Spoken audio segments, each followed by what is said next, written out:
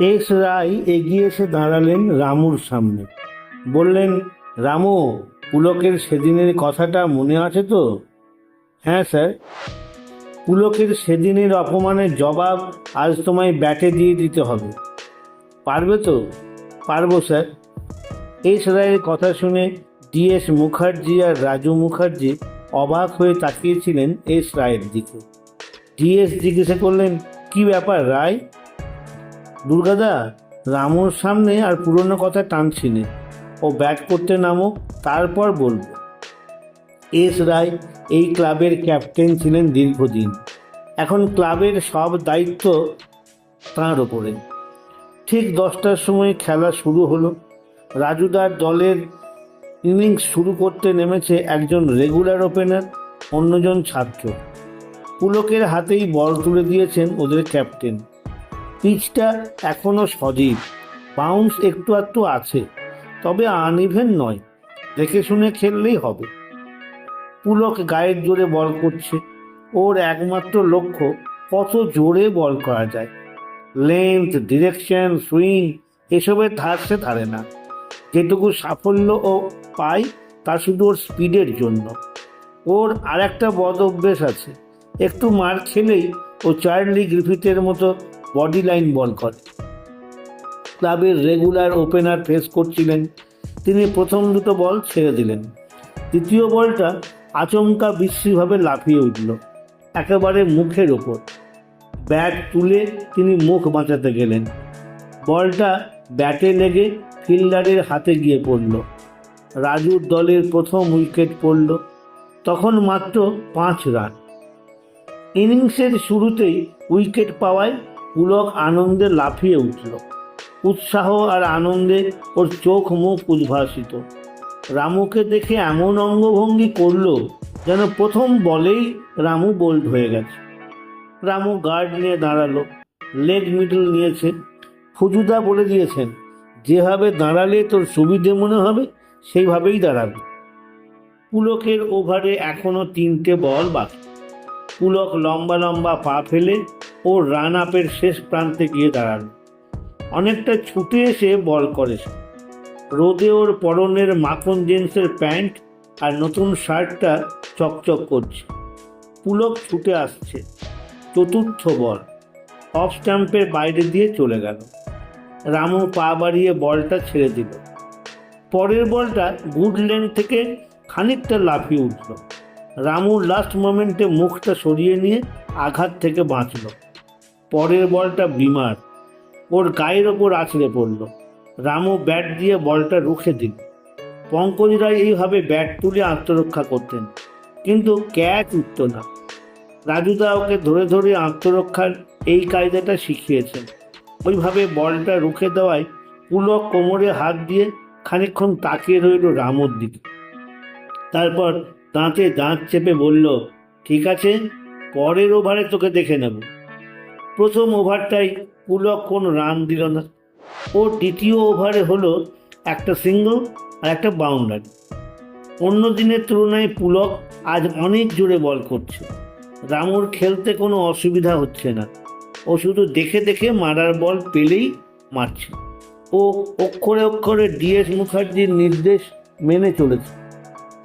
ফুজুদা বলে দিয়েছেন, আগে পায়ের তলার মাটিটা শক্ত করে নিবি, তারপর মারবি। রামু ঠিক তাই করেছে। পরের ওভারে 8 রান উঠল। আবার রামু স্ট্রাইক। বোলার পুলক। পুলক বলটা ওর প্যান্টে ঘষতে ঘষতে ফিরে গেল ও রান আপের দিকে। পুলকের ওই ওভারের প্রথম বলটা অফ স্ট্যাম্পের ঠিক বাইরে দিয়ে যাচ্ছিল। রামু মারতে গেল, বলটা সামান্য ঘুরে রামুর ব্যাট ছুঁয়ে থার্ড ম্যানের পাশ দিয়ে উড়ে গেল। দুহাত তুলে পুলক লাফিয়ে উঠেছিল। তারপরই মাথায় হাত রেখে হতাশা প্রকাশ করল। রামু চুপ করে দাঁড়িয়েছিল। ওর ভুলটা বুঝতে পেরেছে। ফুটওয়ার্ক না করেই ব্যাটটা বাড়িয়ে দিয়েছিল। ছি, এ কী করছিল? এমন ভুল করে পুলককে সে উইকেটটা উপহার দিচ্ছিল। এরকম ভুল ও আর করবে না। ফুজুদা নিশ্চয়ই নোট করেছেন, ওর কপালে আজ বকুনি নাচছে। রামুর কপালে বিন্দু বিন্দু ঘাম জমেছিল। গ্লাভস খুলে হাত দিয়ে ঘামটা মুছে ও আবার তৈরি হয়ে দাঁড়ালো। পুলকের পরের বল শর্ট পিচ থেকে লাফিয়ে উঠেছে। রামু সামান্য সরে এসে লুক করলো। চকিতে বলটা চলে গেল বাউন্ডারি লাইনে বাইরে। পরের বলটা অফ স্ট্যাম্পের উপর। ড্রাইভ করতে রামুর কোনো অসুবিধা হলো না। পরের বল আবার লাফিয়ে উঠতে রামু পুল করলো। আবার 4, পরপর 3টে বাউন্ডারি। পুলক একটু অসহিষ্ণু। পরের বলটা সে মাটিতে ঠুকে দিল। রামু মাথা সরিয়ে নিল। বল চলে গেল উইকেট কিপারের গ্লাভসে। ওভারের শেষ বলটা ডিফেন্সিভ খেলে রামু সরে দাঁড়াল। পরের ওভারে 7 রান। ফলে অন্য ওপেনিং ব্যাটসম্যান পড়ল পুলকের সামনে। তাকে দেখে রামুর মনে হলো সে যেন একটু ভয় পেয়েছে। রামু তার কাছে গিয়ে বলল, ঘাবড়িও না, ব্যাট নিয়ে দাঁড়িয়ে থাকো, সোজা বল এলে শুধু ঠেকাবে, চান্স পেলেই সিঙ্গল নিয়ে নেবো আমরা। ভয় পেলে আর যাই হোক ব্যাট করা যায় না। হলেও তাই। ছেলেটা 2টো বল কোনো রকমে রুখে 3য় বলে ক্যাচ তুলে দিয়ে যেন নিশ্চিন্ত হয়ে প্যাভিলিয়নে ফিরে গেল। রামুরা হারালো 2য় উইকেট। সেটাও পেল পুলক। পুলক তাতে খুশি হলেও সন্তুষ্ট নয়। ও মনে প্রাণে চাইছে রামুকে আউট করতে। তা সে যে করেই হোক, দরকার হলে শারীরিক আঘাত করতেও ও পিছপা হবে না। পরের ওভারে রামু তার স্বাভাবিক খেলা খেলতে লাগলো। 2টো কভার বাউন্ডারি হাঁকালো। তারপর লেট কাট করে 3টে রান নিয়ে ইচ্ছে করেই যেন পুলকের মুখোমুখি হলো সে। রামু পিচটা একটু ঠুকছিল। কখন পুলক কাছাকাছি এসেছে সে টের পায়নি।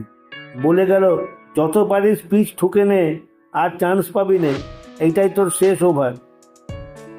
রামু এসে গার্ড নিয়ে দাঁড়ালো। লেগ মিডল না নিয়ে লেগ স্ট্যাম্পে গার্ড নিল। রাজু তাই দেখে ডিএসকে বললেন, দেখেছেন দুর্গাদা, রামু লেগ স্ট্যাম্পে গার্ড নিল। ইচ্ছে করেই নিয়েছে, দেখো না এবারও পুলকের কি হাল করে। আমারও তাই মনে হচ্ছে, ওর বডি ল্যাঙ্গুয়েজই বদলে গেছে। প্রথম বলটা পুলক ইয়র্কার দিতে চাইল। রামু এক পায়ে এগিয়ে গিয়ে অদ্ভুত কায়দায় উড়িয়ে দিল ফিল্ডারদের মাথার ওপর দিয়ে। পুলকের পরের বল মিডল স্ট্যাম্পের ওপর একটু আসতে। পুলক জানে এইরকম বল খেলতে রামু স্বচ্ছন্দ নয়, কিন্তু রামু সুন্দরভাবে স্ট্রেট ড্রাইভ করল। বলটা পুলকের পাশ দিয়ে তীর বেগে বাউন্ডারি দিয়ে বেরিয়ে গেল। 4 রান। পরের বল অফ স্ট্যাম্পের সামান্য বাইরে। রামু পা বাড়িয়ে নিখুঁতভাবে কভার ড্রাইভ করল। আবার 4। পরের বল বিমার, রামুর শরীর লক্ষ্য করে। রামু চট করে সরে গিয়ে হুক করল। কেউ কিছু বোঝার আগে বলটা ফাইন লেগ বাউন্ডারিতে গিয়ে আছড়ে পড়ল। 20 রান হয়ে গেছে। পুলককে বিধ্বস্ত দেখাচ্ছে। ওভার কেটে যাচ্ছে। রামুদের রান রেট মোটেই ভালো নয়। রামু ছাড়া আর কেউ মেরে খেলা তো দূরের কথা, ব্যাটই তুলছে না। আসলে পুলকের সামনে পড়তে চাইছে না কেউ। রামুর মনে হলো ব্যাপারটা ঠিক হচ্ছে না। বোলার যদি বুঝতে পারে ব্যাটসম্যান তাকে ভয় পাচ্ছে, তাহলে সে মাথায় চড়ে বসবে। এরা ভুলে গেছে attack is the best defence. পুলকদের উইকেট রক্ষক একটা বল ঠিকমতো ধরতে পারল না। রামু কল দিয়ে ছুটতে শুরু করল। অগত্যা নন স্ট্রাইকারকেও ছুটতে হলো। ওভারের আর 2টো বল বাকি। রামু পরপর 2টো বাউন্ডারি হাঁকালো। পুলকের নতুন ওভার। রামু গিয়ে স্ট্রাইকারকে বলল, প্রথম বলটা উইকেট পেরোনোর সঙ্গে সঙ্গে তুমি ছুটতে শুরু করবে, আমি ঠিক পৌঁছে যাব, একটা রানও হয়ে যাবে, তোমাকেও পুলককে ফেস করতে হবে না। ছেলেটা তো তাই চাই, সুতরাং একটা রান চুরি। আর রামুর সামনে পুলক।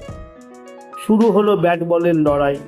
পুলকের 5টা বলে 3টে ওভার বাউন্ডারি, একটা 4, বাকিটা 3 রান হলো। ফলে স্ট্রাইক রয়ে গেল রামু। ওদের ক্যাপ্টেন পুলককে সরিয়ে নিয়েছেন। অবশ্য যে বল করতে আসছে সেই মার খাচ্ছে রামুর হাতে। লাঞ্চের আগে রামুর রান 80-র ঘরে পৌঁছে গেল। দলের রান 150-র মতো। পুলক জানে রামু ওর থেকে অনেক ছোট, পরেও 3-4 ক্লাস নিচে, কিন্তু রামুর ব্যাটিং দেখে ও থতমত খেয়ে গেছে। ও ভালোভাবেই বুঝতে পেরেছে তাদের দুজনের মধ্যে কে সিনিয়র ডিভিশনে খেলবে তা ইতিমধ্যেই ঠিক হয়ে গেছে। ওর আর কোনো চান্স নেই। রামু ওকে পিটিয়ে ছাতু করে দিয়েছে। ওর চোখেও বিস্মিত দৃষ্টি এখন বদলে সম্ভ্রমের হয়ে গেছে। লাঞ্চের পর রামুর উৎসাহে অন্য ব্যাটসম্যানরাও হাত খুলে মারতে লাগলো। রামুর সেঞ্চুরি পুড়ে গেছে অনেকক্ষণ। 50 ওভারে রামুদের স্কোর হলো 8 উইকেটে 200-র কাছাকাছি। স্বস্তিজনক স্কোর। রামু অপরাজিত রয়ে গেল 133 রানে। প্যাভিলিয়নে ফিরে আসতেই এস রায় এসে হ্যান্ডশেক করলেন রামুর সঙ্গে। ওয়েল ডান মাই বয়। পুলকদের দল ব্যাট করতে নামলো, কিন্তু ওরা একেবারেই সুবিধে করতে পারল না। ইনিংসের শুরু থেকেই উইকেট পড়তে শুরু করলো। 130 রানের বেশি করতে পারল না ওরা। হেরে গেল বিশ্রীভাবে। পুরস্কার বিতরণী সভায় এস রায় বললেন, রামু আমাদের সিনিয়র দলে খেলবে। ক্লাব থেকে একটা সিদ্ধান্ত নেওয়া হয়েছে। রামুকে ক্লাব থেকে প্রত্যেক মাসে 5,000 টাকার স্টাইপেন্ড দেওয়া হবে, যাতে ও পড়াশোনাটাও ঠিকমতো চালিয়ে যেতে পারে। ম্যান অফ দ্য ম্যাচের পুরস্কার ট্রফি আর 1,000 টাকা পেল রামু। রাজুদা ব্যক্তিগতভাবে দিলেন 5,000 টাকা আর প্রতিশ্রুতি দিলেন পুরো ক্রিকেট কিটস দেওয়ার। রামুর তখন আর তর সইছে না কখন এই 11,000 টাকা সে মার হাতে তুলে দিতে পারবে। রামু বাড়ি যাবে বলে পা বাড়িয়েছে, তখনই ডিএস মুখার্জি চেঁচিয়ে বললেন, রামু আমি যাচ্ছি, দরকার পড়লে আসিস। ডিএস এগিয়ে এসেছিলেন রামুর দিকে। তখনই তার চোখে পড়ল একটা ছেলে রেলিংয়ের ধারে একটা বেঞ্চিতে বসে আছে, একেবারে ভেঙে পড়া চেহারা। কে রে, চিনিস? পুলকদা, খুব জোরে বল করে।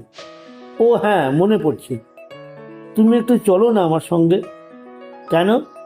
ওকে একটু উৎসাহ দেবে। ঠিক আছে, চল। ছেলেটার কাছে গিয়ে দাঁড়ালো রামু।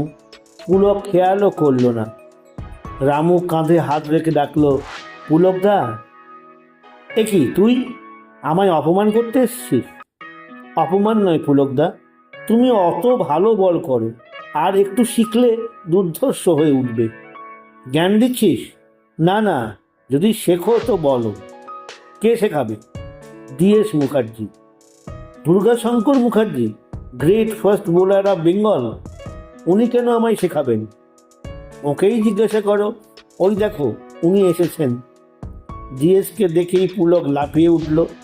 এ কি স্যার, আপনি? রামু ধরে নিয়ে এলো। তুমি যদি সত্যিই শিখতে চাও তাহলে রামুর সঙ্গে আমাদের বাড়িতে এসো।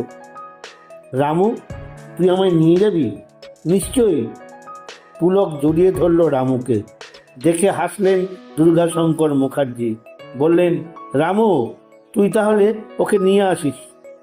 বড় বড় পা ফেলে ডিএস মুখার্জি পার্ক থেকে বেরিয়ে গেলেন।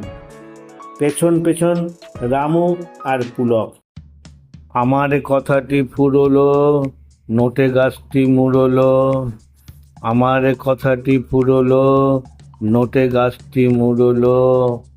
আমার কথাটি ফুরলো, নোটে গাছটি মুড়লো।